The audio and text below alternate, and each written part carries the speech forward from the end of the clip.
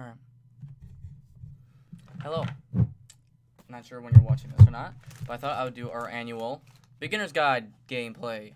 It is a bit early, I know, but I thought I would do this because this game always has a high impact on me, and despite it being emotional, I feel like it's a game that, more or less is necessary just for, like, how much it's helped me throughout the years. And I think it's an amazing game. It's really emotional, so.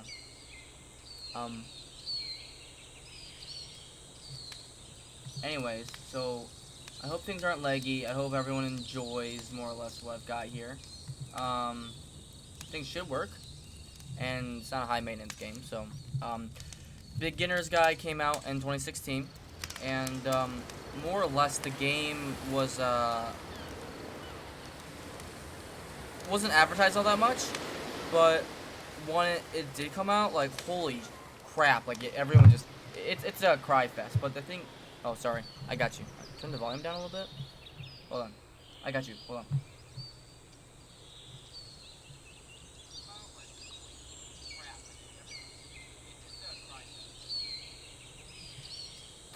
Alright, I hear how loud that is.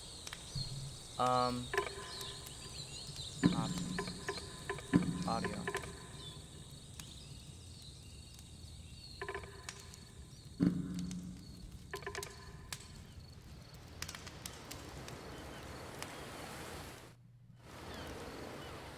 We'll put it there. Yeah. Okay. So, here's the game, guys. It's an emotional thing. I've done this game plenty of times. I always do this every year. Not so much for the audience, which... What the fuck is wrong with my camera? Alright, there we go. Like, this sounds mean, but like, I don't do it so much for my audience, but more or less for, like, for myself, so I can, like, kind of reflect on the game. I do it for the audience as well, just because, like, obviously, hopefully you can reflect on it, but, it's a hard fucking game. And, if you can, like, persevere through it, it's a good thing to go through. Yeah, so I guess I'll just get right into it. This game always makes me cry like a little bitch, but, I'm going to tell the group chat really quick about it, and, yeah, so, but more or less, this is my favorite game of all time. Just because of, like, how emotional it is. I like games like this that are emotional, and,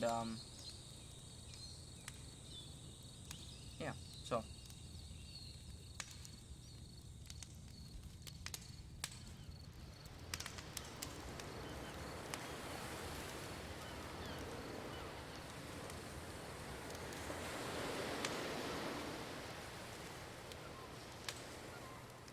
Okay. So, I guess just wait. But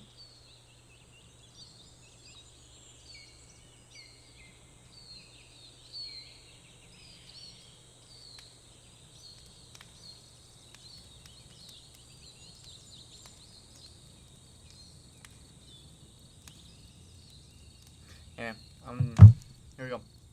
This is the beginner's guide. Hope you all are okay with this. And, yeah, so let's cry together, boys. This reminds me of, like, the good old days for me, though. It always brings me back because, like, you know, this game, nobody really knows about it. And it's not one of those games that are going to get you popular, but I swear to God, every single time I play it, I cry, and my audience always gets that much closer to me. And I love that feeling. So. Hi there. Thank you very much for playing The Beginner's Guide. My name is Davey Reedon. I wrote The Stanley Parable, and while that game tells a pretty absurd story, today I'm going to tell you about a series of events that happened between 2008 and 2011. We're going to look at the games made by a friend of mine named Coda. Now, these games mean a lot to me. I met Coda in early 2009 at a time when I was really struggling with some personal stuff, and his work pointed me in a very powerful direction. I found it to be a good reference point for the kinds of creative works that I wanted to make. So just to start you off, this is, I think, the first game he ever made. It's a level for Counter-Strike. You can walk around here, by the way. And mostly it's just Coda learning the basics of building a 3D environment. But what I like is that even though he starts from the simple aesthetic of a desert town, he then scatters these colorful abstract blobs and impossible floating crates around the level. And of course, it destroys the illusion that this actually is a desert town, and instead this level becomes a kind of calling card from its creator. It's like a reminder that this video game was constructed by a real person. And it kind of makes you wonder, what was going through his head as he was building this? This is what I like about all of Coda's games.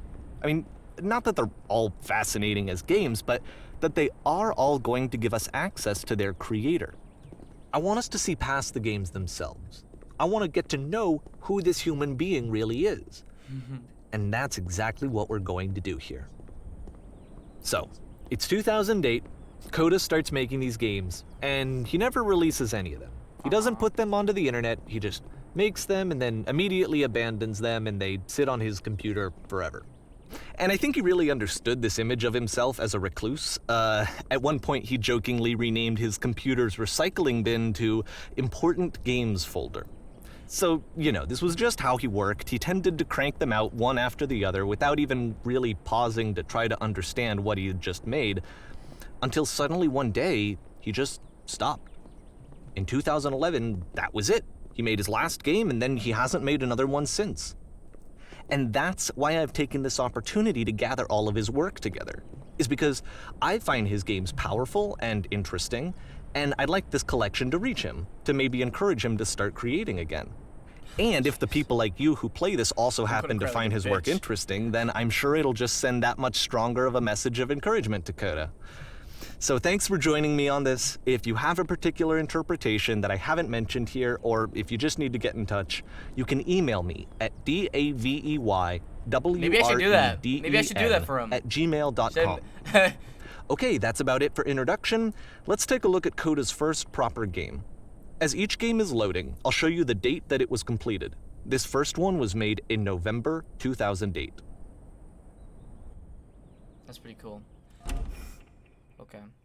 So as you can tell already, like, basically, this entire game, like, we're on this, like, computer that has all his folders, or Coda's at least, and he's basically trying to, like, help us understand him so that maybe he can help his friend, because, like, his friend's been down, his friend hasn't been doing these games, and he thought that it was Coda's passion.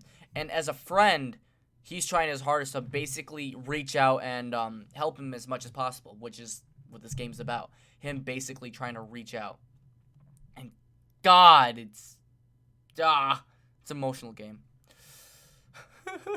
Here we go. Here we go. Oh, fuck. Whisper machine active. Shift to structure imminent. This game is called Escape from Whisper, and it's one of the more generic games you'll see from Coda. I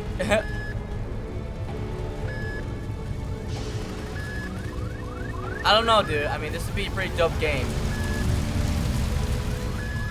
Oh, I don't know where to go. I can't reload. That's depressing. Dude, if something actually comes up, I'm actually kind of screwed. Security call breached. Hostile alien life form inbound. Dude, I don't have any more bullets. I'm fucked. It kinda looks like this game was abandoned mid-development. For instance, you have this gun, which you'd think would indicate that there are supposed to be monsters or enemies somewhere, but then clearly there are no enemies anywhere. You can't even reload the gun when you run out of bullets. But ultimately we don't really know. Maybe Coda thought that actually it was complete the way that it is. And I think that we should talk about his games for what they are, rather than for what they're not. Enemy force neutralized. Okay. Begin ship evacuation. Oh, what do we got here? Oh, we got 5 people watching. How we doing, I guys? love how you can see the bottom of the universe from this room. Oh. Man.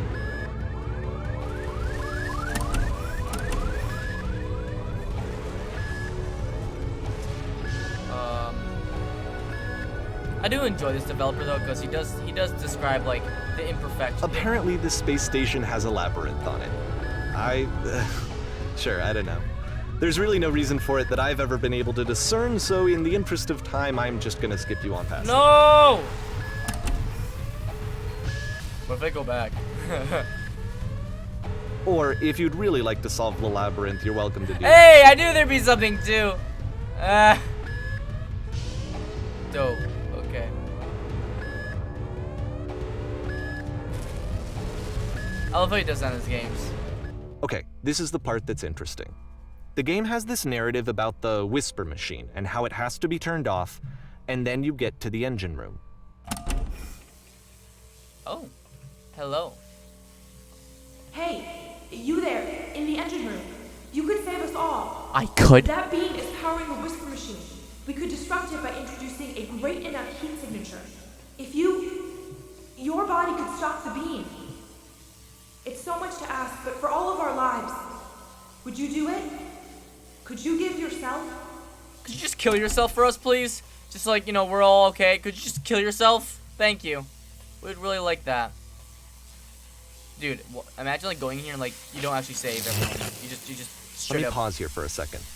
What you just experienced, stepping into the beam and then dying, is probably what Coda had initially intended when he was developing this level. But when he first compiles and plays it, something goes wrong. There's a bug somewhere. And this is what happens instead.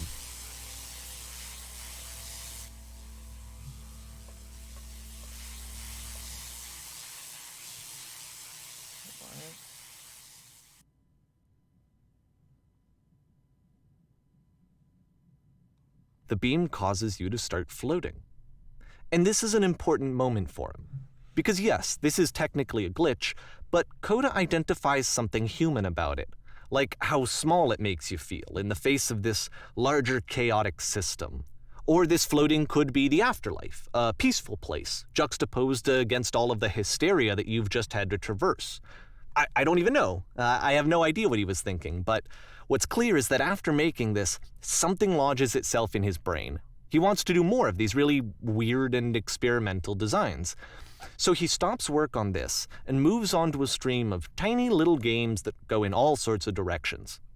Let's go ahead and take a look at the first game he made after leaving this one behind.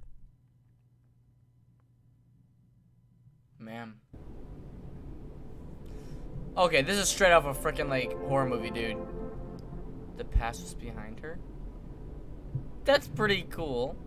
Wait, I can't move. Oh, Yep. In this game, you can only walk that's backwards. Dope.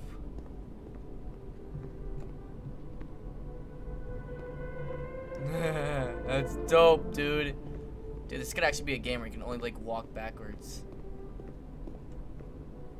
That's smart. That's freaking. What the? So it's a short and relatively minimalist experiment combining motion and narrative. It is less advanced than the previous game, but actually it seems to be more focused, more complete. Coda's trying to give it a unique voice rather than simply basing it on a pre-existing trope. But the future cannot be seen. Why does the future keep changing? The past was behind.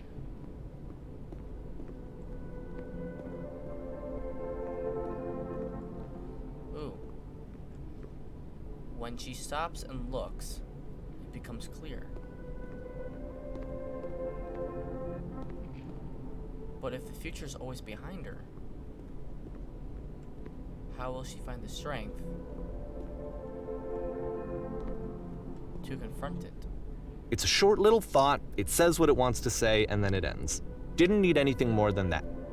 Which to me is why it works, because it gets out quick. Okay, next one. Well, okay, straight up horror game. I don't give a shit what anyone says. This is a straight up horror game, dude. Where am I going? Okay, this way. Cool. Cool beans.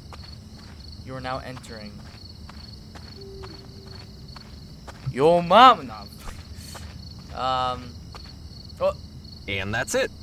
Okay, the meaning of this game won't be clear just yet. Please be patient with me for a few more games, and I promise you'll see what makes it interesting. December 2008. Okay. Oftentimes, Coda would put bizarre titles like this one at the start of his games. I wish I'd known him at the time that he was making these early games. He would really only talk to me about his work as he was making it. Once he stopped work on a game, like, that was it. It was dead to him. And I don't agree with that at all, but what are you gonna do? Can I, like, explore the rest of this? I've played this game so many times, so that's why I'm, like, curious. Like, I'm not sure there's any, like, secrets over here that I can explore. Can I fall off? No. I know it's tempting, but there's actually nothing over here. Sorry. See what I mean? Like, if you do that, like, he'll actually start responding to you, and it's pretty funny. Oh, snap, there's people here. I'm gonna read these comments really quick while I'm, like, moving around. Turn down the volume. Oof, I haven't seen your channel in ages. How you doing, Fantastic? Dude, this channel hasn't been around that much in, like, ages. Calm. Coda, these nuts. I made it. Oh, how you doing? Better be good, because it's 6 in the morning. Dude, it's like 10. Oh, it's 11 for me. My bad. Make sure to like the stream and support Digit. Aw, thank you. It's 9:45 for me. Already left like a second. Once you've been slowed to an absolute crawl, the door at the top of the stairs opens. So why, if Coda's not showing these games to anyone, why bother opening the door at all? Well, to show you, I'm modifying the game here so that when you press enter, it'll bring you back up to full speed so you can enter the door for yourself. I'm just gonna keep going and see if he says something. Cause that'd be pretty... I wanna see if he's...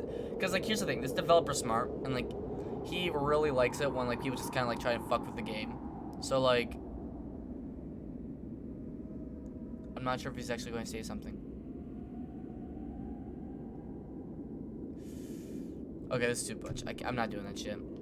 I'm not doing it. I'm not doing it because that'd be mean to you guys. Ooh, what? This is cool. What the? Press U to surrender. What? A button you press to stop the chaos that doesn't work. What? A key in one game room unlocks that's a door. warm Please check the game. and nice and filled with little ideas for games. Read an enemy's emails to learn how to beat them. Sharks are trying to eat you simultaneously. You are trying to eat the sharks. Coda would often tell me that he didn't mind if people thought of him as cold or distant. He said that he knew that he was actually a vibrant and compassionate person, but that it takes time to really see that. It can be a very slow climb to get there.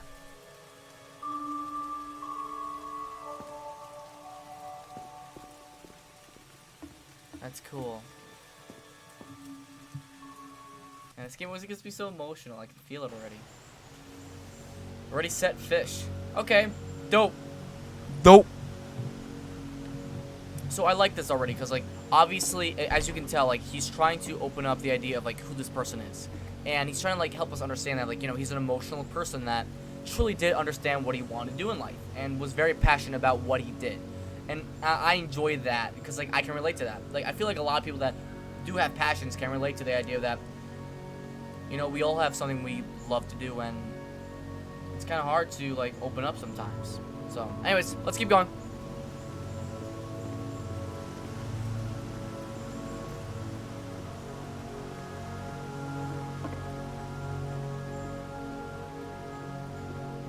But I don't know, it's interesting, because right now, obviously, like, Coda keeps trying his hardest to keep making games. Well, this is new for Coda. It's an actual puzzle.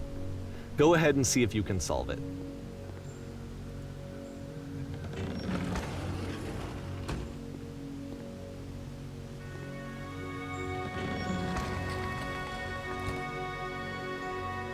Oh, nice. What? Don't forget There we that go. solution, because we're going to see this puzzle again soon. We're gonna see it a lot. Dude, I'm not good at puzzles. What the fuck? Okay. Alright, thanks, man. I mean, let's go! So that seems to be it, right? Yeah? You walk down a corridor, you solve a puzzle, you get Uh-huh. to the end. Simple Right. enough. Alright, now I'm going to modify the game again so that when you press enter, it'll remove all of the walls from this room. Oh, I love this scene. Whoa, dude, that's freaking wow.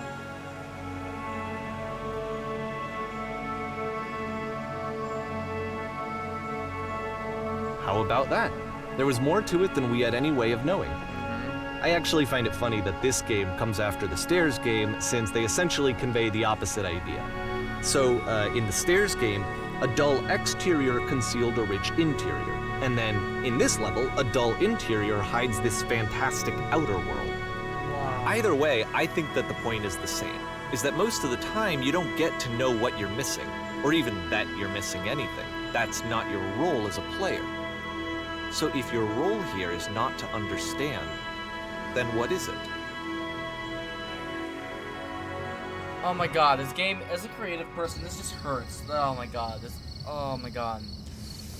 I already know what I'm getting myself into.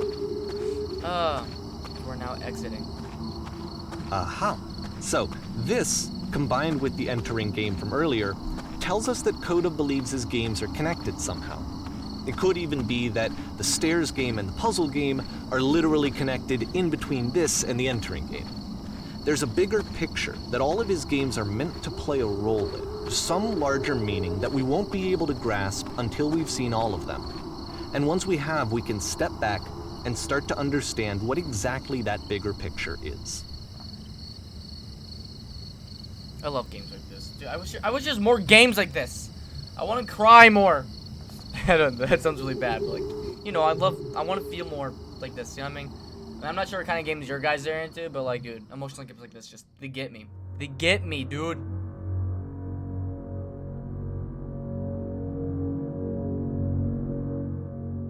Is there a way for me to like hide that thingy?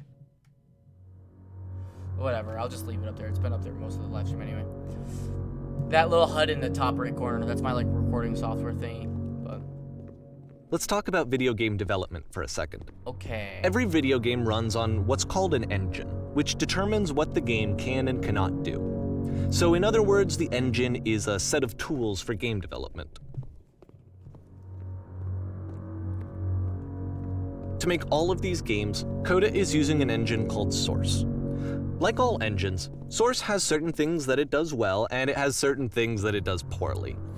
One of the things that it does very well is boxy linear corridors. That's why so many of Coda's games are set in these large, flat, empty rooms, is just because he's working with what the engine does well. The tools available to the creator shape what kinds of creative work they're going to end up making. You might consider paying attention to the architecture in Coda's games to notice how they seem to stem from an engine that's very good at producing linear, boxy corridors. Oh my god, this actually, like, I don't like heights, dude, so this actually, like, screws with me. Oh, I'm good. I'm good. I'm good. No! Oh, okay, I'm dead. Oh. Okay.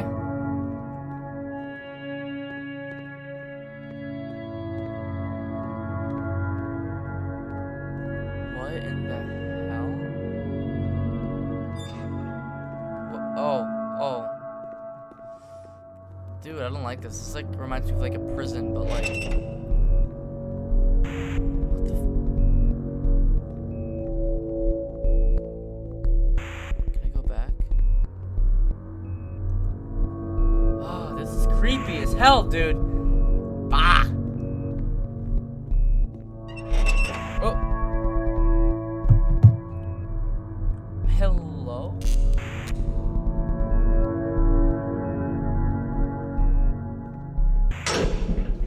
What? Oh, snap, dude. I don't like this. This feels so empty and depressing. This prison, funny enough, in Coda's original design, the doors stayed shut for a full hour before letting you go. Wow. If you don't mind, I think we're gonna skip that. No! Oh, whoa. Okay. This is something that he and I used to argue about a lot. You know, whether a game ought to actually be playable, whether it means anything if no one can get through it. And I would always defend that, you know, all this work goes into the game, why not make it playable and accessible? And so we just got into heated arguments over it, and there was one time that after one of these conversations, he went home, and a day or two later, he sent me a zip file entitled Playable Games. that was full of hundreds of individual games, each of which was just an empty box that you walked around in and nothing else. Believe me, I played every single one of those just to find out if there was like a gag hidden somewhere. There wasn't. Wow. I like how like it gives like so much information about his personality too, though. But think about it, like so It's if the you puzzle again, with the exact same solution as the last time.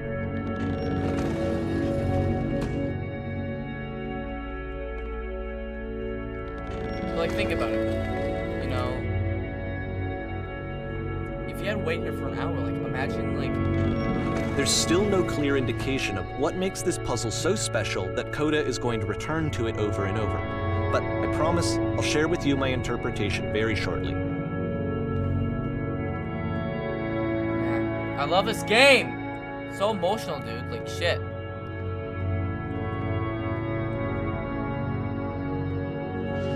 Listen. What? Okay. You up there, did you come from up above? Here, What Coda was begins up using there? a kind of dialogue system that he fashioned out of the engine's chat capabilities. Use the 1, 2, 3 buttons on your keyboard to respond.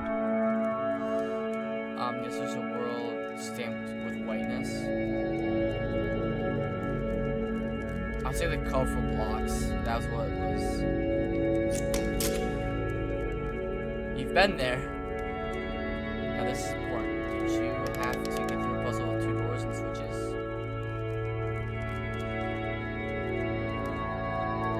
Yes, I did. Again, perfect. Now tell us how you solved it. Tell us the solution. Tell us how to get to the other side.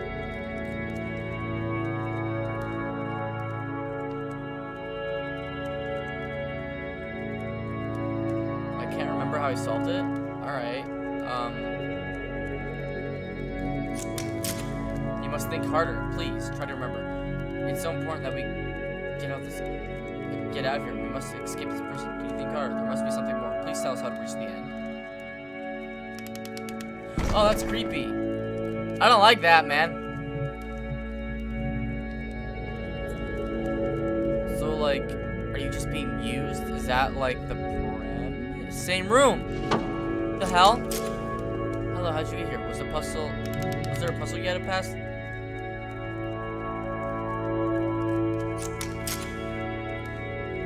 No, we actually had to find the black space between the doors. What?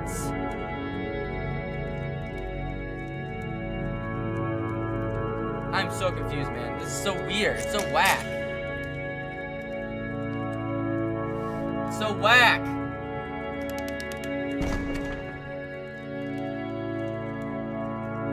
Okay.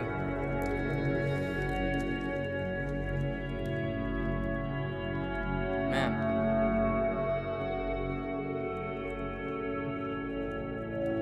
And so we make one last descent down to the final floor of the level. Wow. Alright, I'm gonna look at what you guys said. Just like see. What have you guys been saying?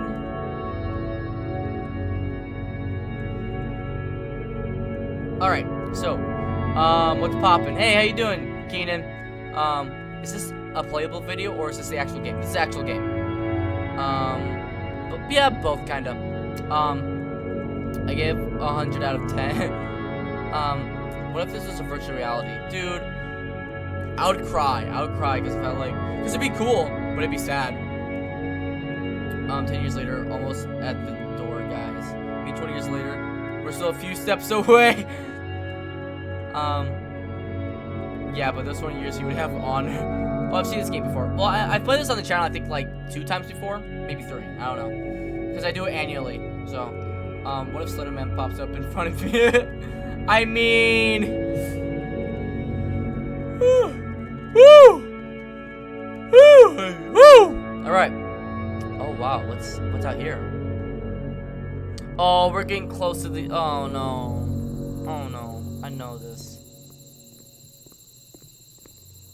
It's a lamppost. Okay, I can't tell you quite why, but for some reason, Coda fixates on this lamppost. It's going to appear at the end of every single one of his games from here on out. I'll tell you what I think. I think that up to this point, he's been making really strange and abstract games with no clear purpose, and maybe you can only float around in that headspace for so long. Because now he wants something to hold on to. He wants a reference point. He wants the work to be leading to something. He wants a destination, which is what this lamppost is. It's a destination. We're going to see it in the work as well. His games are just going to become a lot more cohesive, a lot more fully developed, with more of a clear idea behind them. And as we go, that idea will get clearer and clearer. How about and you play clearer. Advanced Education? Dude, Advanced Education, I mean, I'm not sure if I should, because, like, everyone's already played it, but, like, maybe. Minty, how you doing? Hi. Do you do it annually or annually? I mean, don't know. This game is connected to the internet. As you walk around, you can leave notes. All the notes you see are left by other players. That's cool. I like that concept. Nice room. Not. So first off, I'm sure you can deduce this, but this game is not connected to the internet. All of the notes that you're gonna see have been written by Coda. This was actually the first game of his that I ever played. This was shortly after I met him at a weekend game jam in Sacramento, where I grew up. I saw him working on this very level, and it was just so different from anything that anyone else was doing. So right away I was like, I have to be friends with this person. In retrospect, I think I was probably a bit too pushy, trying to get his attention. I was over-enthusiastic. But he was very gracious about it and very patient with me. And I cooled off eventually. Oh, feel free to skip over any of these notes if they're not doing anything for you. Nothing extra is going to happen if you read all of them. Either way, to me they convey a sense of loneliness. I see this person who's filled with thoughts and feelings and beliefs and has no way to express them except as scattered and unheard voices in a game that wasn't meant to be played.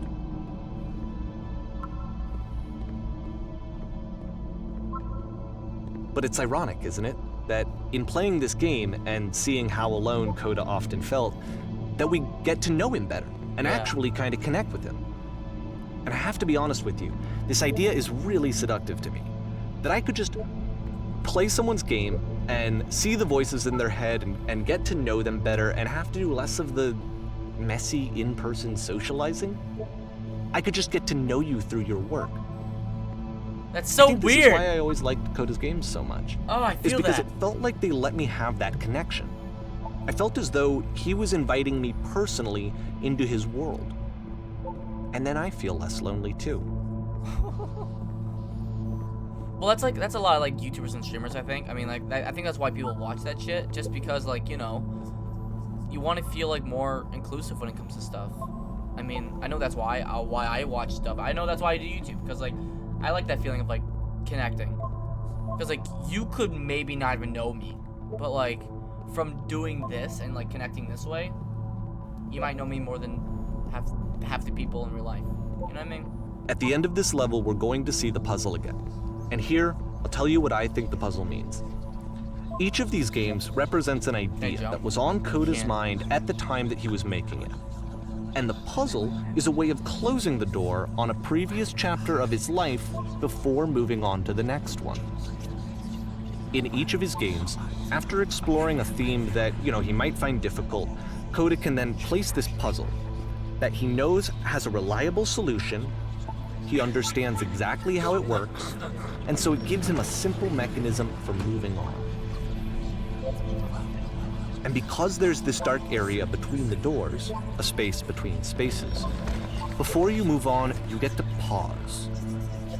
Just for a moment, a few seconds to reflect on and let go of the events that led you here. To step back and connect the pieces together. To grasp at that elusive bigger picture.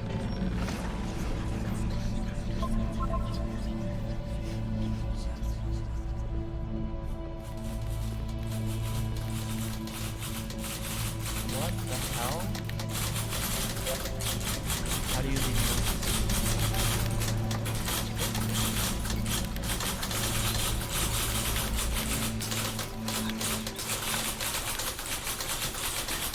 there? Please say something. It could be anything. I need you to say something. Talk to me, please. Are you having voice?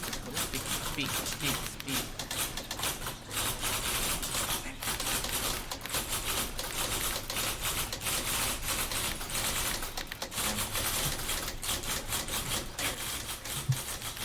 Wow. If someone could please share this to the Okay, this one is tough. It's gonna kind of just spin its own wheels for a few minutes. Hang with it.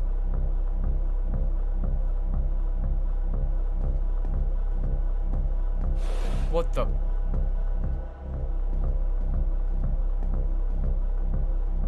Oh, okay.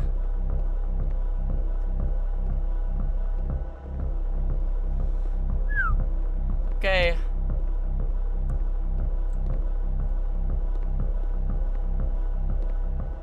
This leads me to the bottom of the well. See, like, this is it. The whole game. And there's nothing that's particularly interesting about it. You just walk to the end of a hallway. Except, for some reason, Coda gets really fixated on this prison that has all of this modern furniture. And I don't know why, but he decides he needs to revisit this prison. He's gonna start over, use the same assets, turn it into something else. Okay, cool. Here's version 2.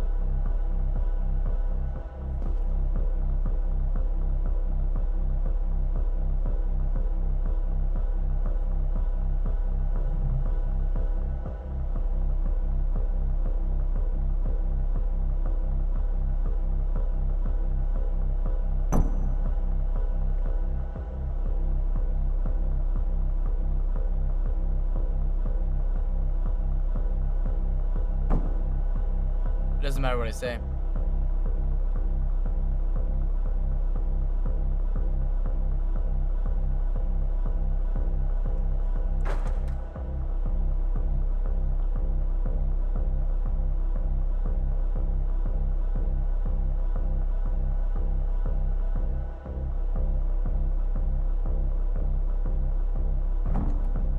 Wow. Whoa. There's a bit more to this one, but still, it's not really communicating anything. It's kind of just weird for weirdness' sake. No, it's not. I fucking love the soundtrack. No, I'm not getting emotional. So, I'm not getting emotional. He throws it out and starts over. Ah! This time he comes at the prison idea from a different direction. Oh, please walk. Okay. I gotta send this to my snap.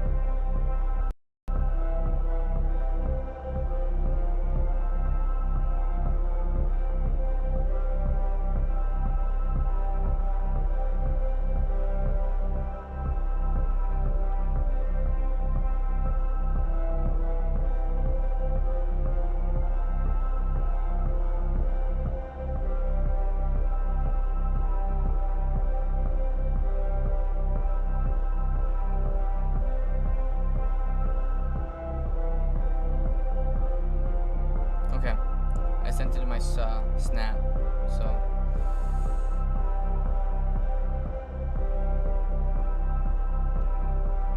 It's gonna be hard, man. I freaking love this game, though. Here we go.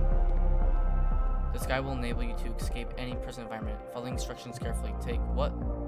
First, click on this table. What the? Shit! Good. Go for the photo frame and click and turn it slightly. Photo, where? Oh, there it is, okay. Now, turn the floor lamp in this room off, and then turn it back on.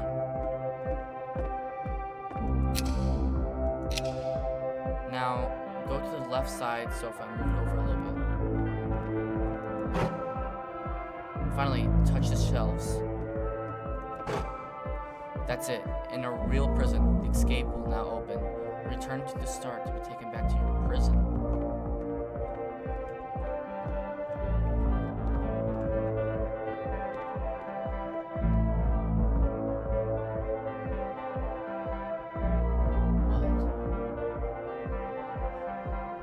And of course, now the table is gone and you can't begin the chain of events to escape. Here's a version where there are no bars, but you can't actually get to the well. And then a version where the inside of the prison is the outside and the outside is the inside.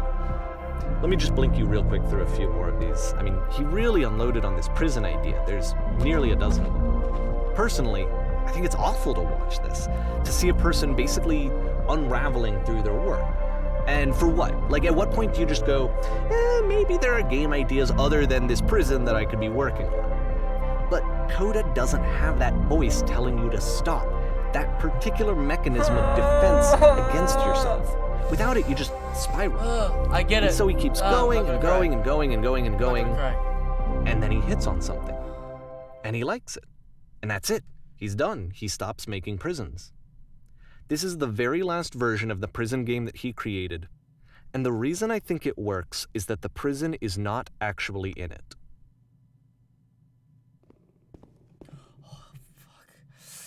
I love I can hear the footsteps. I'm gonna fucking cry, dude. I'm gonna fucking cry. Like, this game fucking gets me. I'm sorry that I'm not reading the comments right now, but shit, like, I'm fucking...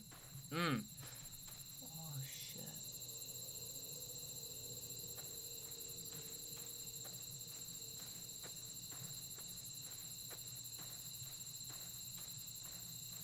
Okay.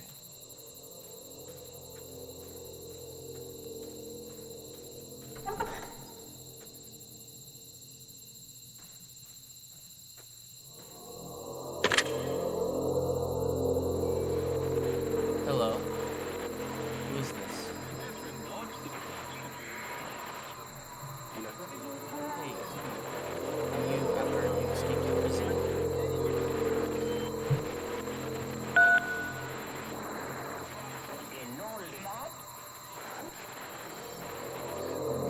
So you're trapped in this prison too? It's a conversation. And so this is what Coda wants, is to be able to talk to someone, to share what's on his mind, and to get some good advice from someone who knows. But the irony is that even in this scenario, you're still talking to yourself. You know, all of these games so far are Coda talking to himself.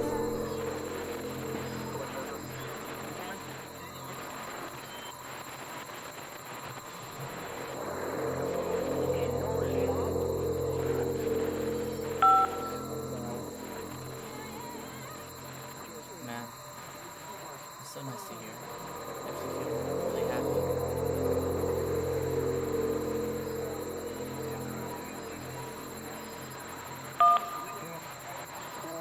This is so sad! Ah! Because, like, okay, basically, he's like, wait, hear me, then did you get a call from another version of you when you're trapped? No, I'm the first to call back. Basically, he's... Okay, I'm going to say this before the other narrator starts talking. Dude, legit, like, this game is about this guy trying to passionately keep thinking and thinking about something that he loves, which is game development, you know? And, like, even if you're not into gaming or whatever, like, it's just about, like, doing something that you love. And trying to again and again and again and again. And finally hit something. And it's funny, because, like, right now he's talking back to the older versions of himself in this game. And what I'm thinking, because this game has a whole bunch of theories, it's more or less like, he's talking back to them because he wished he knew what he did then, and he wished somebody would have told him. And this game kind of symbolizes that, like, he wished he had someone there. But in the end, it doesn't matter. Because he wouldn't be who he was if he didn't go through those struggles. And that's what's so freaking good about this game! What did he tell you? What did you have to get out?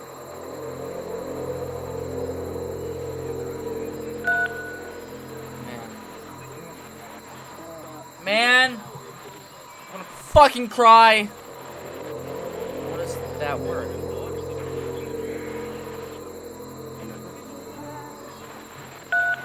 Listen, you can't know until you're out. But I promise it works. Sincere about what? It's exactly what you need to figure out in order to escape. A prison. Man. I can see why he considers this a fitting conclusion to the prison games. After all of the obsession and frustration, just to be told by someone you can trust that things are going to be okay. Wouldn't that be nice?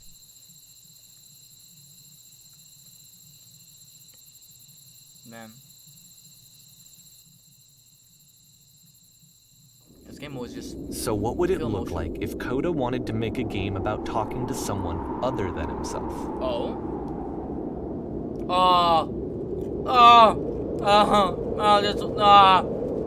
Not this one. Man. To me, this environment is meant to represent Coda's puzzle, with the 2 doors on either side and a dark transitional space between. This game's so fucking meta, dude. I mean, I swear. Ah!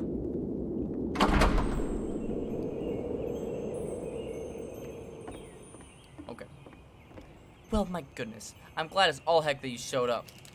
Thought I might have cleaning this entire house by myself, and right miserable that would have been. Everyone knows lonesome hands make lousy homes.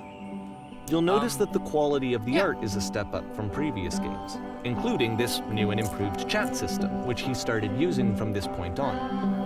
From here on out, he begins putting much more effort into the visual polish of his work, and this particular game took 2 months to create as a result.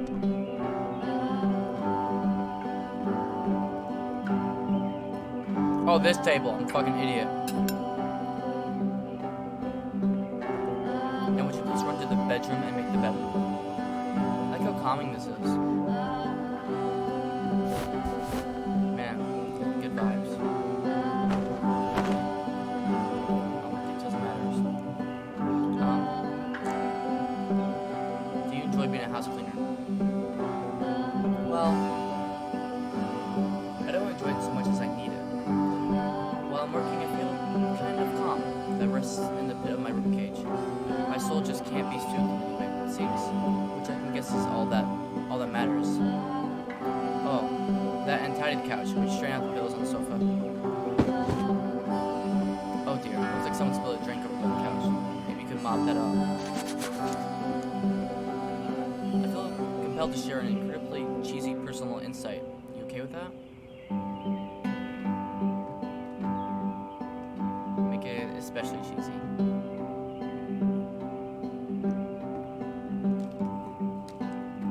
No. No, it was stupid. Sorry. Never mind. Hey, these dishes need to be washed. Why don't you come do that?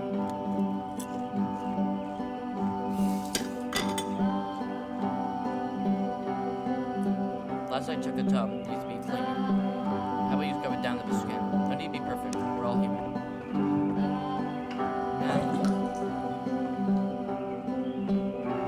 There are still books scattered on the floor of the bedroom, so if you would, put them all back on the shelf. Man!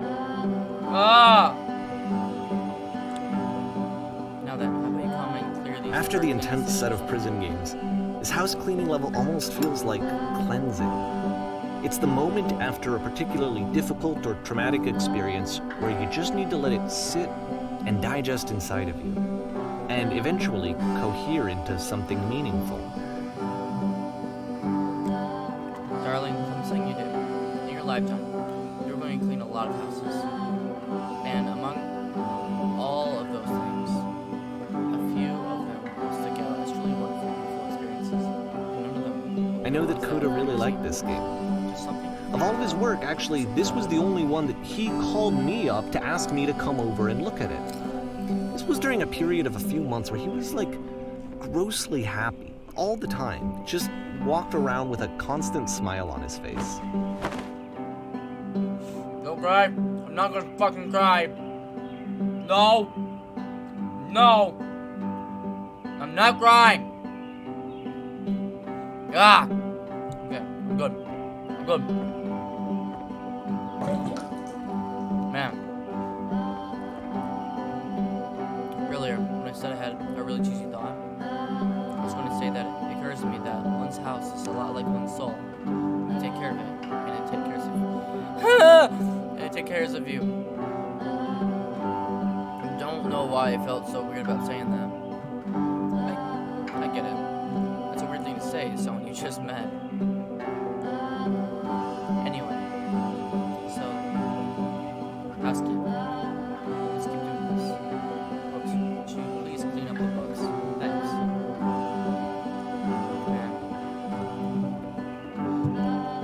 So if you couldn't tell already, Coda, he's probably going through depression right now. he's trying to like self-improve. I'm glad he made this. I'm glad he found some peace. And I don't think he has like mental disorders or anything, but you know, Coda, like fuck, I don't know. Coda is going through an emotional time where basically like he, you know, he's sad and he needs to like just keep working himself. He's determined. He's making these games. He keeps going. He keeps going, and then he has his ups, he has his downs. But no matter what, he keeps going with his ideas, despite who doesn't like them or who does. You know what I mean? And it's probably more emotional to me because I connect to this a lot more, and like I know how it ends. So like, But question. of course, Do you it enjoy can't this? last. The music stops, your companion is gone, it's time to leave. The door at the top of the hill is now open as well. Again, you can't stay in the dark space for too long. You just can't. You have to keep moving. It's how you stay alive. You get it? Because like, now there's a sense of emptiness. Now you're all alone.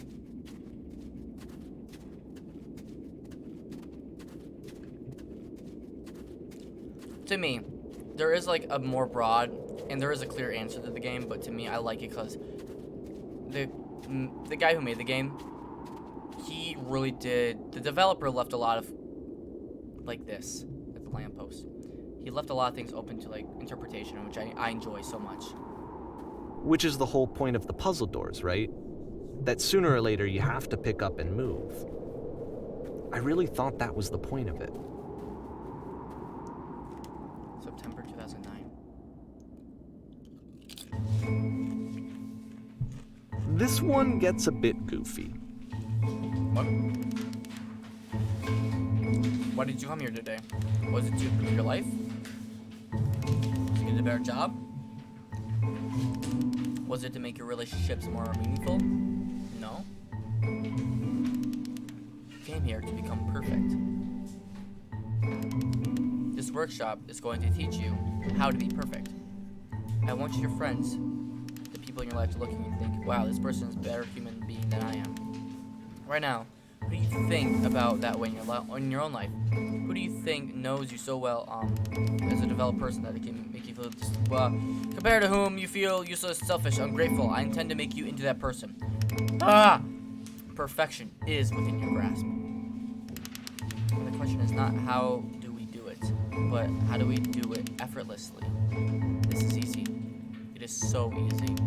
It is so easy. About halfway through the Being game, the perfect is perspective shifts. effortlessly.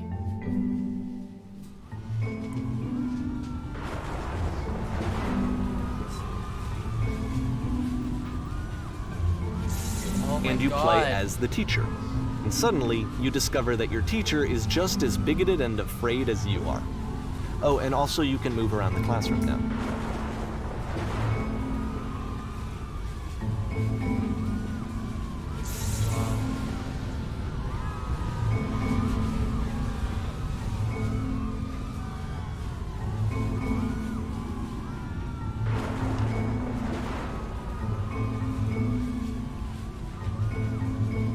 Look out.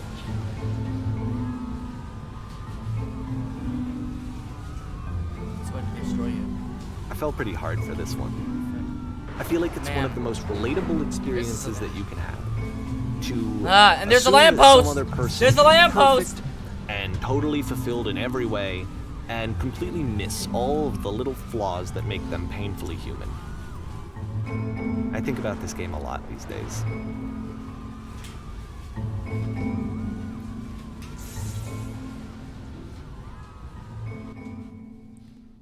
Stage.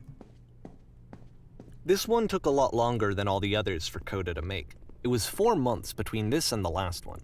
That's twice as long as it took him to make any other game before this, and it's not like it's particularly complex, so I remember I found that a little strange at the time. Alright, the performance is beginning. Places, please. Wow. I would love this to be like a VR version. Because then I know I would start crying like a little bitch. First, you'll start leaning against this wall. Good. Stay right there. The woman across the room, in this chair, is a professional photographer of animals. It's your dream to photograph animals professionally. This is your one chance to learn something from her, to gain something to succeed. Go on, say something to her. Hello? Hello? That's it? That's not a conversation. You need to actually converse with her. Be a human being. Do it again.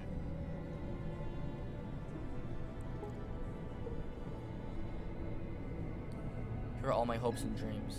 No. That's not what I said to her at all. You're completely missing the tone of the conversation.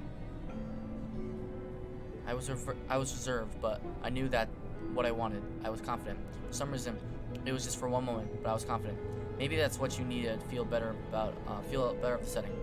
There were a lot of people around us. I'll give you some props to work with. These cones that bounce when you touch them will represent the people nearby. Now talk to her again.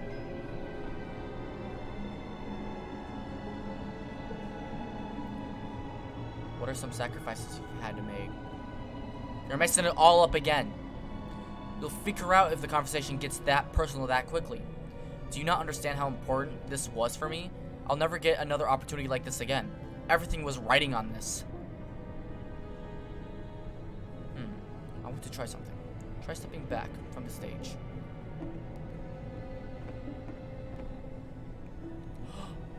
Oh, snap, dude.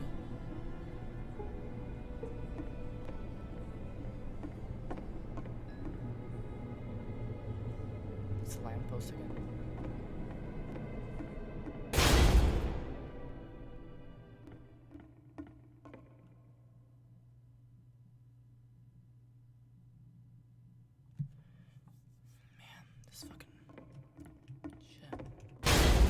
There's more? Oh yes, now this is working. The game ends with this eerie premonition of what's going to happen next in Coda's life. The solution to social anxiety, to fears of having to perform and having to chase success, the answer for Coda is to withdraw, to hide himself away. Which is what leads to scenarios like the stairs that slowed you down several games ago, where it just becomes harder and harder to access Coda's inner landscape because he keeps retreating. He just keeps backing away from possible connections to anyone other than himself. And to be honest, I didn't consider it very healthy when I first played this game. You know, it looked to me like he was trying to justify the idea of just disconnecting yourself from the world. And that wasn't what I wanted for him or for his games. Because I feel like a lot of his games are inviting me to connect with this person, to bring him closer. But what can you do? After this, Coda went off and took another 5 months to make a new game.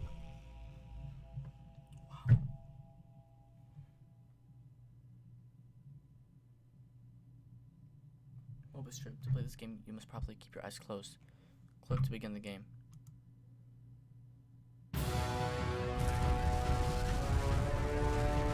My eyes are closed.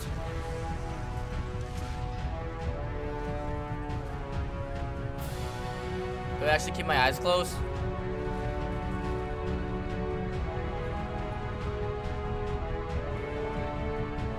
Oh. Okay, I'm not keeping my eyes closed. That's stupid. Help, I'm blind.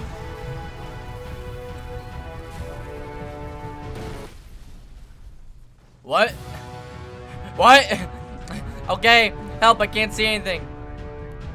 What's going on? You should probably open your eyes if you haven't already. Yeah. It's pretty much impossible to solve otherwise. And there is a solution, by the way.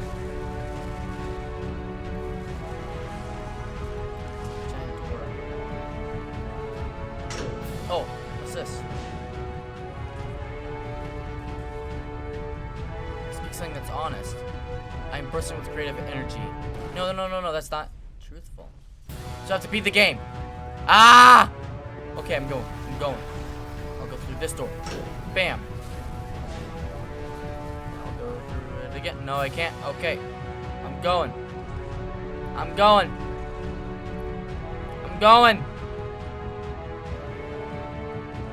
Go up. What the fuck? Go. Don't die.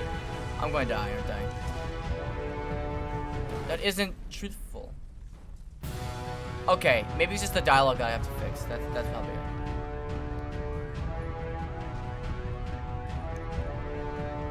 I can't see anything. Please don't talk to me.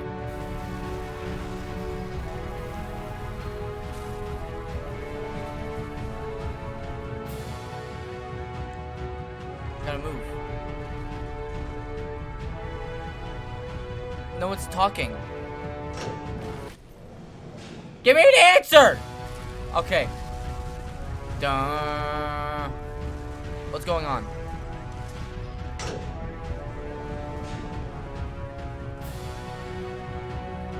There's only one. I can't keep making these. Yes, that's it. That's the truth. I don't feel it. It's Like I draining said, me. I was getting concerned. First off, he's never been this explicit in his work about exactly what he's thinking. So where's that coming from? But then even weirder, his work has potentially stopped being an outlet for him. Not like he's having trouble iterating on ideas, but he literally just can't think of new ideas anymore.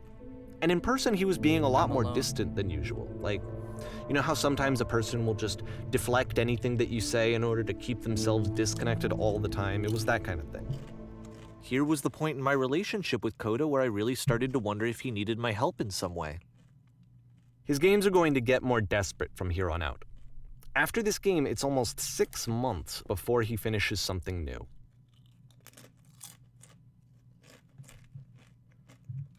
Oh boy.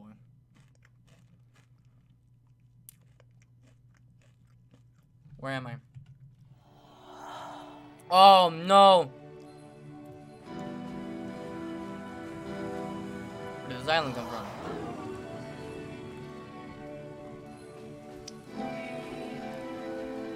Is that a person? How lovely. It's been so long since I've talked to anyone. What's wrong? You look lost. I'm completely out of ideas. Oh no. What's happened? Did something change? It was a machine that kept me going, and it stopped.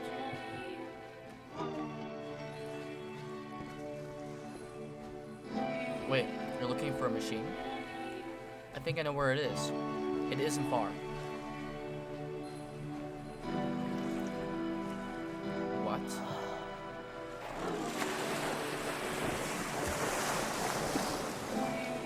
I can take you to it. If the There's a last problem. game It's featured guarded Coda by talking difficult- explicitly about his creative Help frustrations, me solve the puzzle. this one We'll turns find it the up to machine. 11. Deal? Now, put yourself in my shoes playing this. Here's a friend whose work is exhibiting signs of struggle, frustration, anxiety, depression, even. And yet, still, he keeps making games. He keeps throwing himself into the grinder even when he clearly doesn't have the energy for it anymore. Why? What is it for? Because, from my perspective at the time and just what I knew of him, this was a result of how isolated he was. He was in his own little bubble, just sitting at his computer all day, not really showing these games to anyone, not releasing them onto the internet, and so he didn't have anyone outside of himself to connect with. He had no outlet to ground himself on.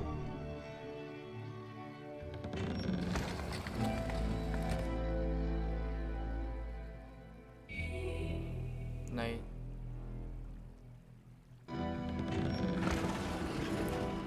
Wow. You can't talk yourself out of loneliness. It doesn't work that way. You can't be the one writing both the questions and the answers. Then there's no movement. Then there's no circulation. If all of your anxieties are being channeled into your work, then if the work ever fails, you have no backup and you're just going to crash.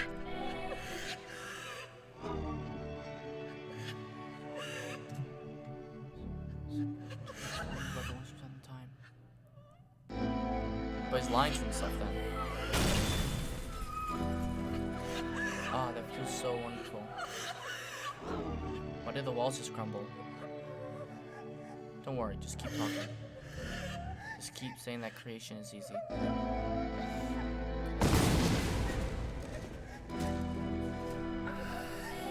Keep going. Seeing this game at the time that he made it, it looked really unhealthy to me. I was watching him do this to himself, and I hated it. I hated seeing him so trapped. It's like, video games are not worth this amount of suffering. This is someone I really cared about, and I used to get so much joy out of seeing him create. For him to suddenly become angry and frustrated like this, it was the worst thing for me. I don't know. This is what I felt at the time. I don't know how else to explain it. I wanted it to stop more than anything. I had never felt so rotten. I needed more than I had ever needed anything for this to stop. But it didn't stop. After finishing this one, Coda takes another 7 months and comes up with a new game.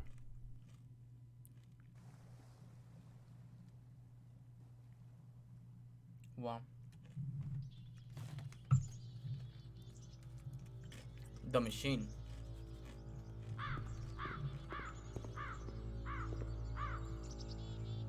You've captured the machine. It's waiting for you now. You can begin the interrogation whenever you'd like. I intend to be quick. Very good. Just be warned that someone called the press. We might have a bit of attention on this one. Also, one more thing that you should know about the machine. It calls itself Coda. That's okay.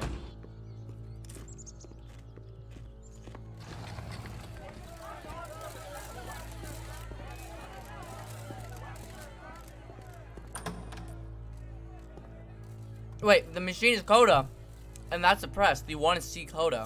But Coda. And of course, it's the machine. Stopped.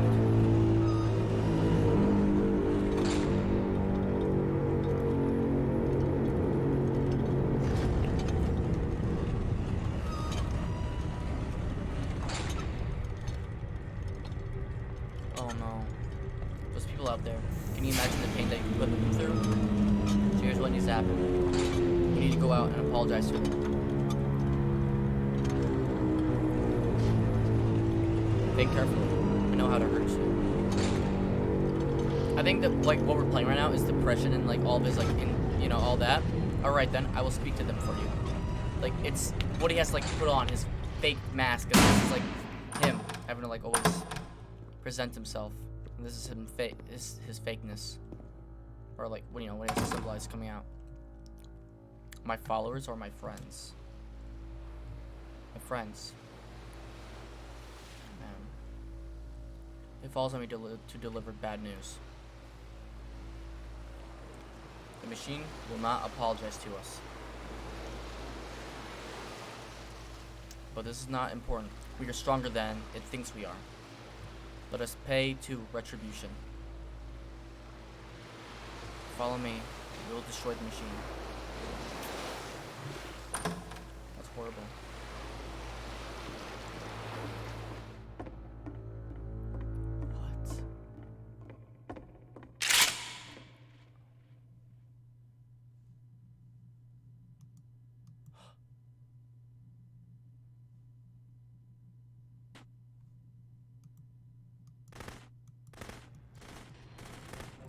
Wants the audience to go away.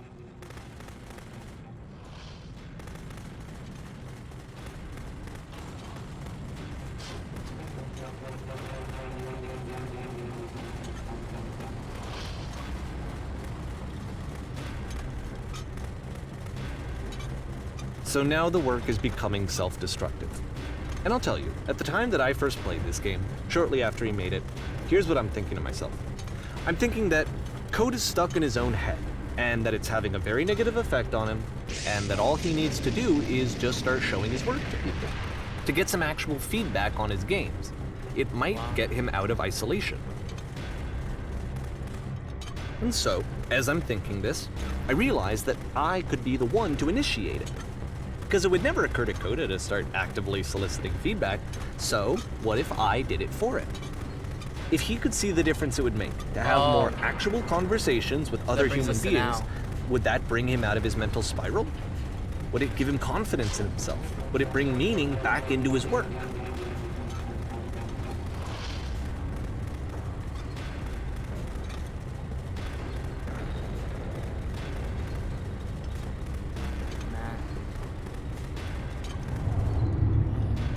So I started showing Coda's work to people. I took this one, and the islands which you just played, the theater, the notes, the house cleaning game, and some of the prison escape games. I brought them to people that I knew and trusted. I asked their opinions. And the great part is that they really loved his games. You know, the point of it all was just to give him some external reference point, but they genuinely loved his work. There was nothing for him to be afraid of.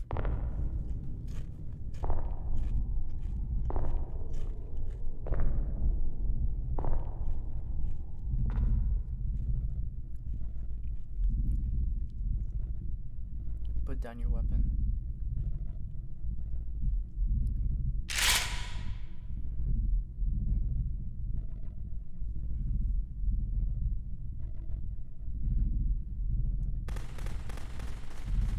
Can you see why I felt like this was the right thing to do? Because it's the thing that I always feel like I need, to be told that my work is good, that I am good. When someone really connects with a thing that I've made, when they see themselves purely in my work, there's nothing that feels better. And I got to give that very same feeling to my friend. I did something, I really felt like I'd done something good, like I was a good person. I felt like there was a friend who was in trouble and was unhappy and maybe didn't like themselves, and I could fix it. If I could give him this gift, maybe I could fix the problem. When they told me how much they enjoyed his games, it was the best feeling. It was the absolute best feeling. It made me feel so happy, so beautifully, beautifully happy.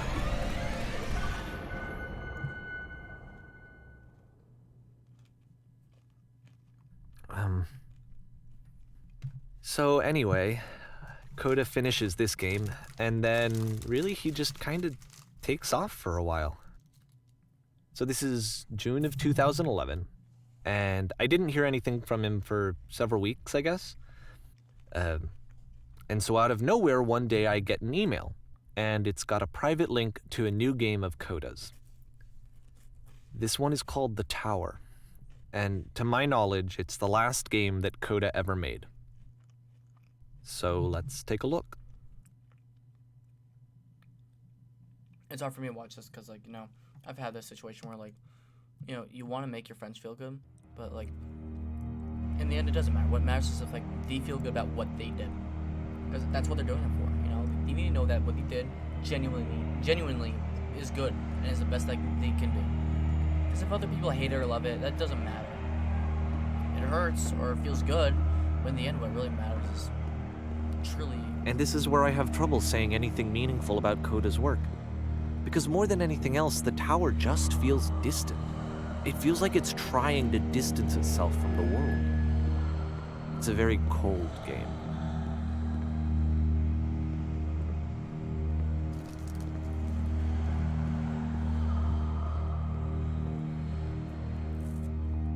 This room actually has a maze in it. Except that all the walls of the maze are invisible. And then every time you touch one of the walls, there's this awful flashing and noise, so the experience is really miserable. The game goes beyond not being meant to be played, it actually seems to despise the player for trying to play it at all. But I do want to show you the rest of the levels, so when you're ready to continue, press enter and I'll put a bridge over the maze. This is the same bars from the Stanley Parable. If you guys, like, know that game. Which I find it pretty funny. And to be fair, it's not like this is the first game that's needed some modification to be playable. Like the house cleaning game. You know, that one used to actually loop the cleaning chores and you just cleaned a house forever. I had to cut it off so that you could exit the house and the game would actually end. But that game had an idea that it was actually trying to communicate. What's the deeper idea behind the invisible maze? The only way past this challenge is to randomly guess the 6-digit code. Like the invisible maze, it's frustrating to me, because it's the opposite of everything else that Coda has made. It doesn't encourage thought or engagement. It doesn't ask anything of me, except a lot of my time. If I could have reached him during this time, then maybe I could have asked him, but I couldn't. I still don't really understand why this is here. I'll put the code on the ground for you here, though, so that we can move on.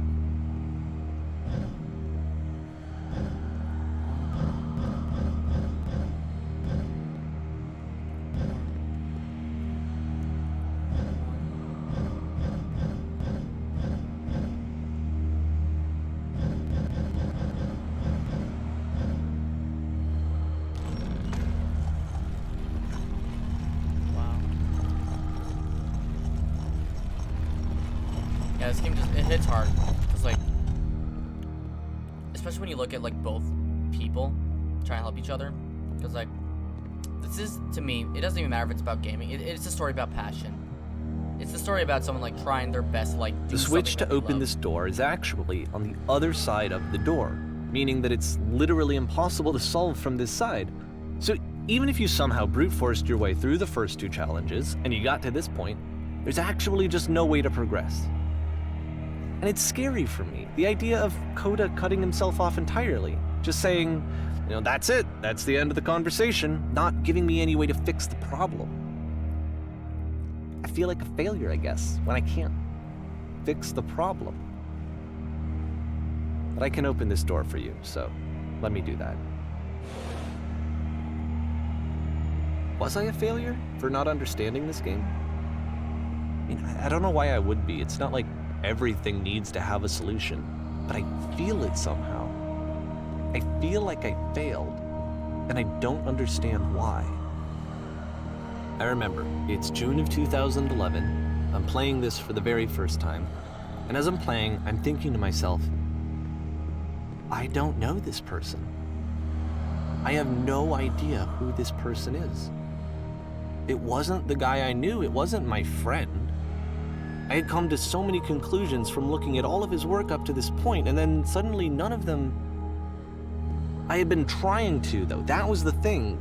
For years, I was trying to get to know him, to understand who he actually was and what he stood for.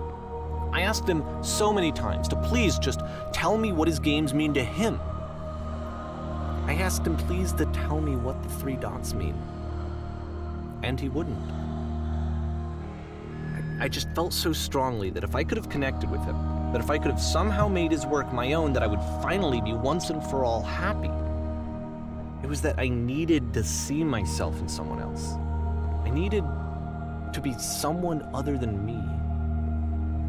But he stopped and left, and it felt somehow like I had failed. Man, that's deep, dude. Where did I screw up? I'm gonna cry.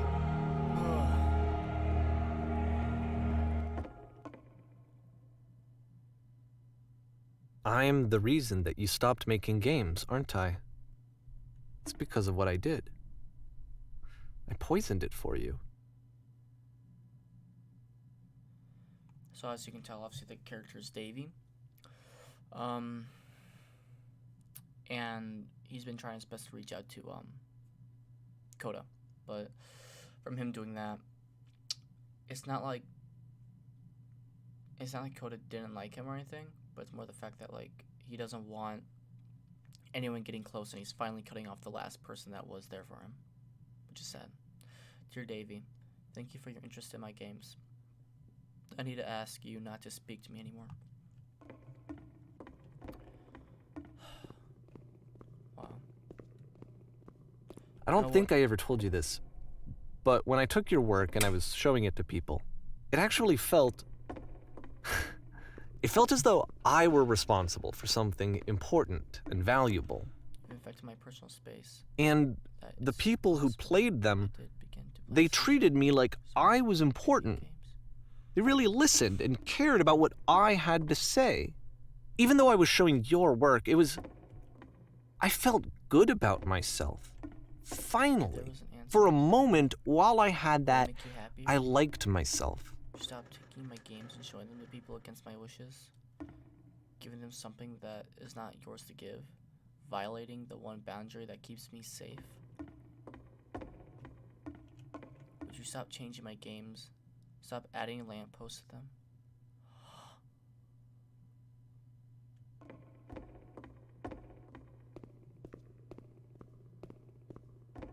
And then you stopped. Would you and I didn't have anything left to show people. I just had to be with myself. And as soon as that happened, there was no feeling at all. When I'm around Nothing. you, I feel Less than physically ill. nothing. You are What does desperately- that mean? You desperately need something, and I cannot give it to you. I literally do not have it. Struggling to come up with new ideas is not making me depressed. Low points are just a part of the process. The fact that you think I am frustrated or broken says more about you than about me. I realize that this doesn't make sense to you just yet, which is fine. You're not my problem to solve. But I do hope that one day it clicks, that you make peace with this thing that you are wrestling. I'm afraid that I did something really stupid because I don't like myself. Don't say anything.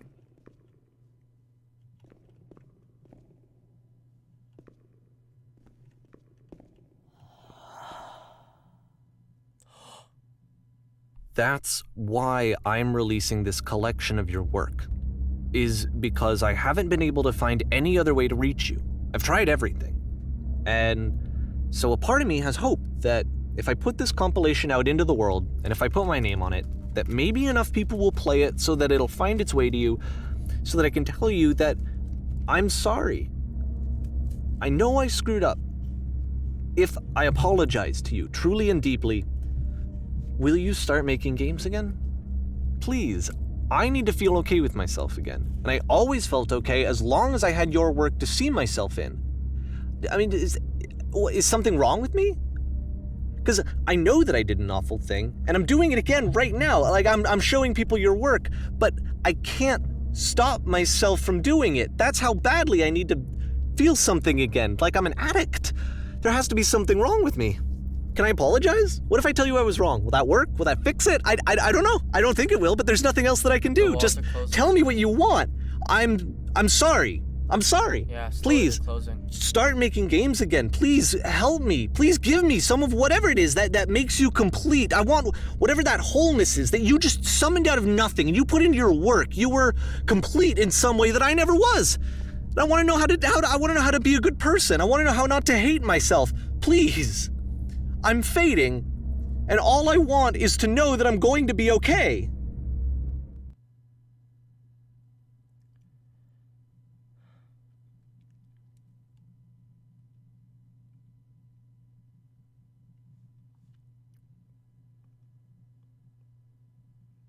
Epilogue.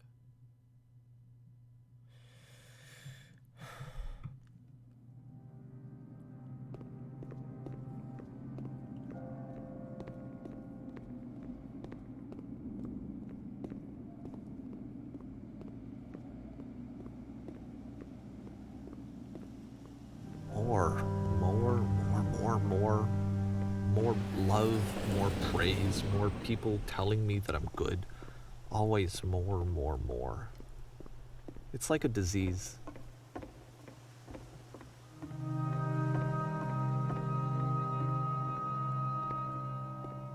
Oh, there's the door.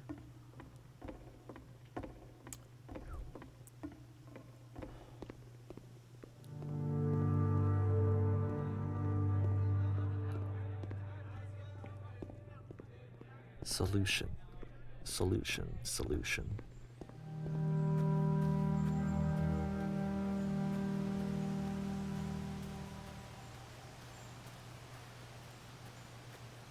I guess if someone had told me ahead of time that he just really enjoyed making prison games, maybe I wouldn't have thought he was so desperate. I wouldn't have told so many people that he was depressed. Maybe he just likes making prisons.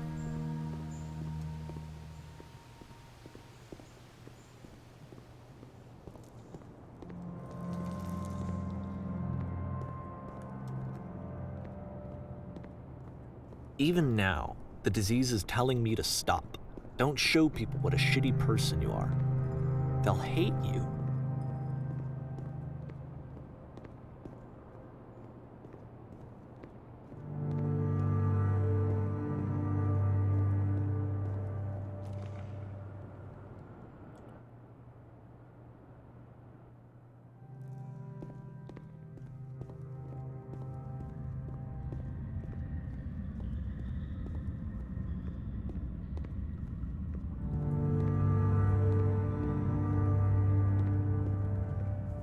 if I knew that my life depended on finding something to be driven by other than validation?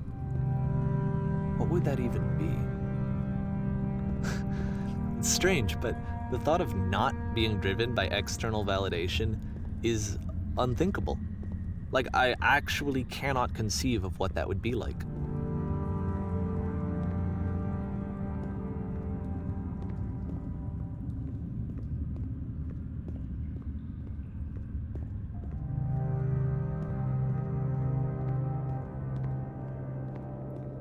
What now?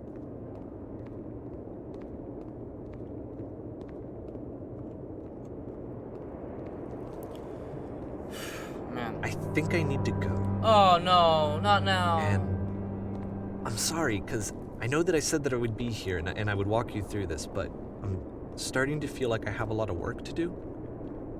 I have a lot that I need to make up for. And so I'm just gonna... Okay. And that's it.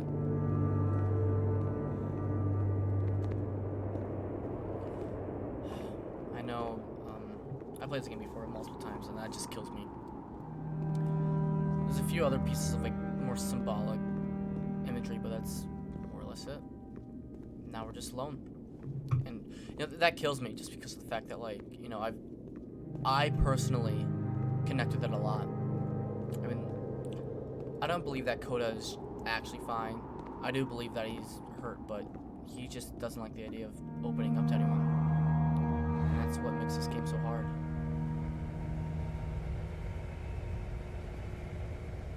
And, you know, it is a lot about validation and whatnot, but, you know, in the end, what it comes down to is just knowing that not succeeding for the sake of success, but knowing that you're matching your own personal ambitions. That's what the game is about. That, you know, when you finally do something amazing, you're okay with that. And, you know, Coda was determined, you know, and it's not even about video games, it's about everything else. I mean, it's like, it's about anything and everything else. I mean, think about it. Whether you're in sports, politics, acting. You know, you could love something, and if you are truly determined for it, you know, you gotta try it again and again and again, and sometimes you succeed. But this story is about, it's about sacrificing everything you've got so that you can make your dream become reality. And in this case, it ate him alive, and despite him knowing that it was, he didn't give up. He wanted to find the passion to keep succeeding.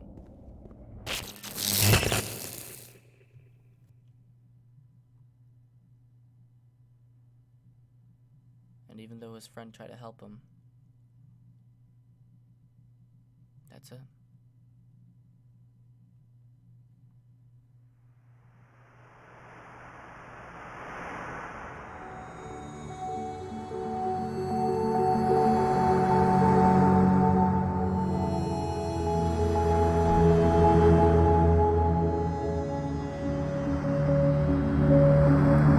Endless possibilities.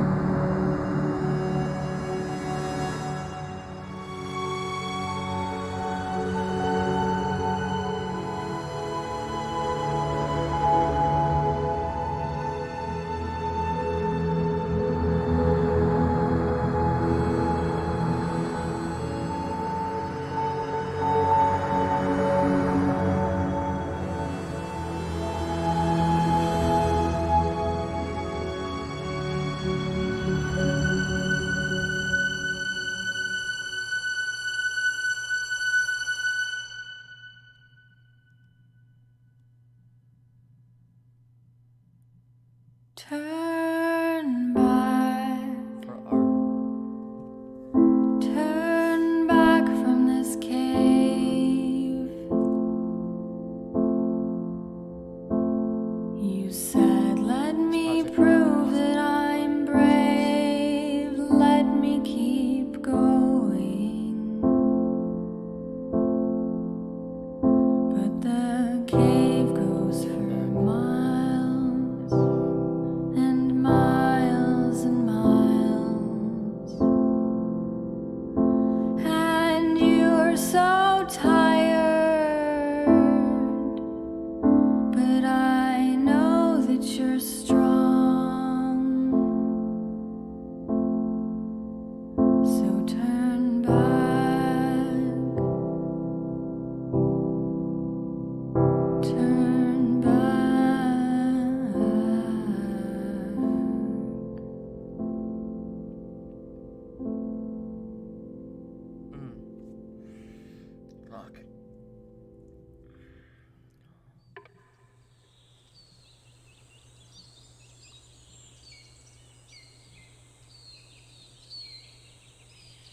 Dude, I'm trying so hard not to fucking cry.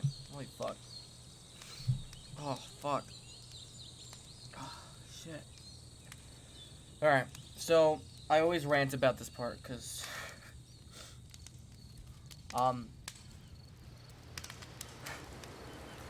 So, if you are a creative person or you have any ambition for anything, this game kills you. It kills you. The Beginner's Guide. Fuck, I love this game. It's my favorite game of all time. And it's, despite knowing that, despite knowing it's not the best game ever, with the most amazing graphics or anything like that, this game was amazing to me because of the story it tells. Like, legit, all you do is you're walking around, and just through that and him telling a story, it brings you to your knees. Now, there's a bunch of different meanings, but here's what I think. Here's what I think, and this is why this story touches me so much. Coda, or, you know, the main character, he loved doing game development. And even if you're not into that, just hear me out. Hear me out. And that's why I like this game every year, because it's... I cry... I get teary-eyed, but in the end, it motivates the hell out of me. This person loved doing game development, and he wanted to do something different. So, you know, he tried, and he tried, and, you know, he didn't like what he did first, and he kept messing up, but he tried again, and again, and again, and despite that, you know, he was okay with failing. He was okay with failing and trying his hardest for whatever he loved. And...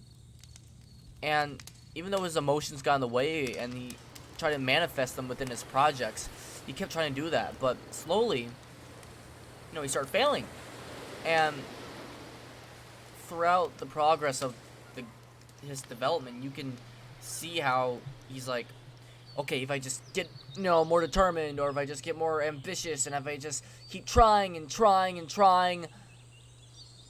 And that meant he had to hide his own emotions away. So in a sense, he started showing not himself anymore, because that was second to what success was. And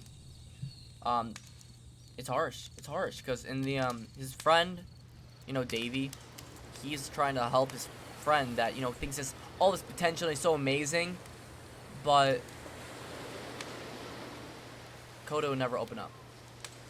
And in the end, despite him trying to get more determined and try harder, it would take 5 months, and then 7 months until his next game. And he slowly just broke. And his friend tried to inspire him by showing him that, yes, there is something to your games, that you are amazing, that you do have this, that you do have potential. And I love the one line where Coda's like, stop adding lampposts to my game. The lamppost is literally a symbol of hope. It's literally the light at the end of a tunnel. That's literally what the freaking lamppost is. And, you know, obviously, like, this game was meant for someone, but you know, Coda obviously isn't, like, a person. But, the narrator is, though. It's just that, the idea that someone tries so hard to sacrifice for someone they love to try and help them up and still fails. Because hope is it's a hard thing. But the biggest thing I love about this game is that, it's all about ambition and what it takes. Because, you know, you gotta push through. And it is hellish. It is so hard. And this game encapsulates it so well. It's one of my favorite games of all time just because of the fact of how emotional it gets and how it digs into you. That no matter what passion, whatever you love, you always need to find that light at the end of the tunnel.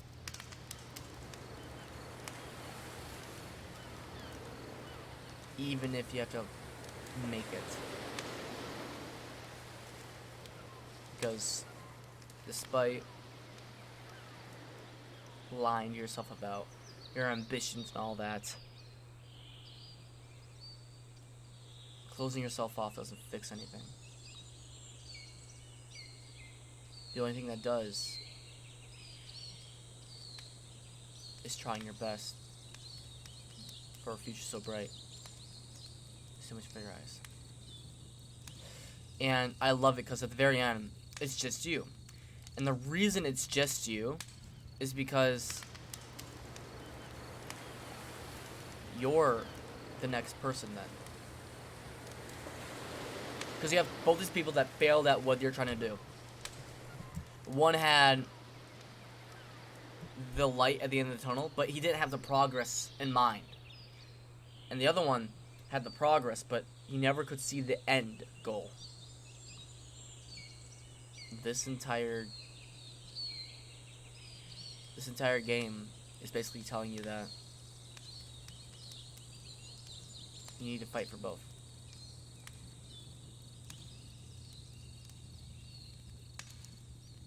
It's a beautiful game. And I remember the first time I played this game, I was like, it's emotional, but I don't get it. And this third time is when I think I finally actually understood it. And every single time I play this game, I get more and more and more from it. Because I love these emotional games. They always attack at my heartstrings and make me question truly what is this game. Who am I? And you know,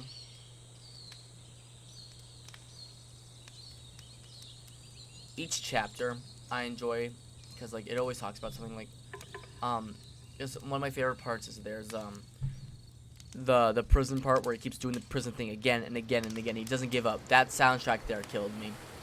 But that's one thing that I really loved. And then the one I really enjoyed too was that there's always more to the picture that we don't ever see.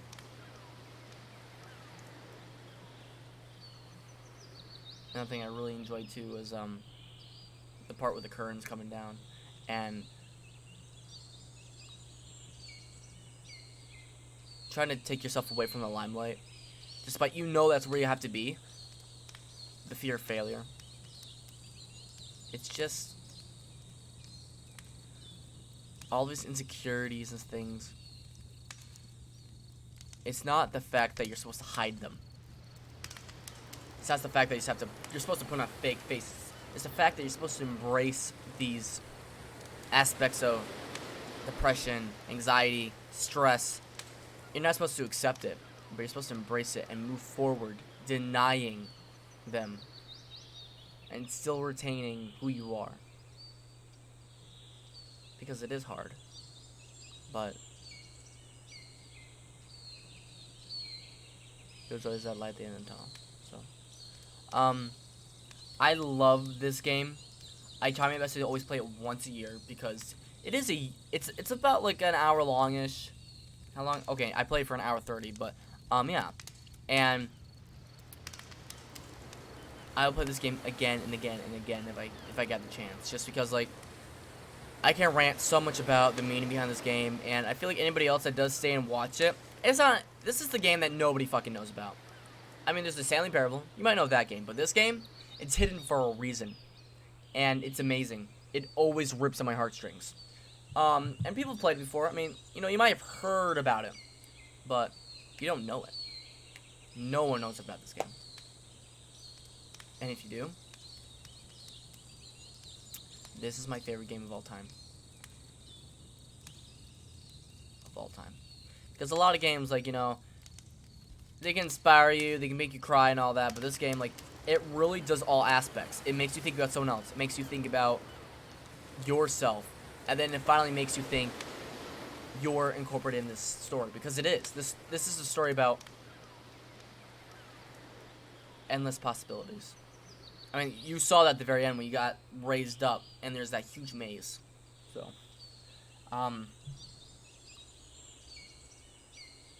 so where are you guys going to begin? So, I love you guys. Thank you so much for joining me on this adventure. I want to do this early in the morning because I knew that not many people would probably join. But for the people that did, thank you. This was an amazing journey. I love this game from the bottom of my heart. And in the end, just smile, keep your head up, and I'll see you guys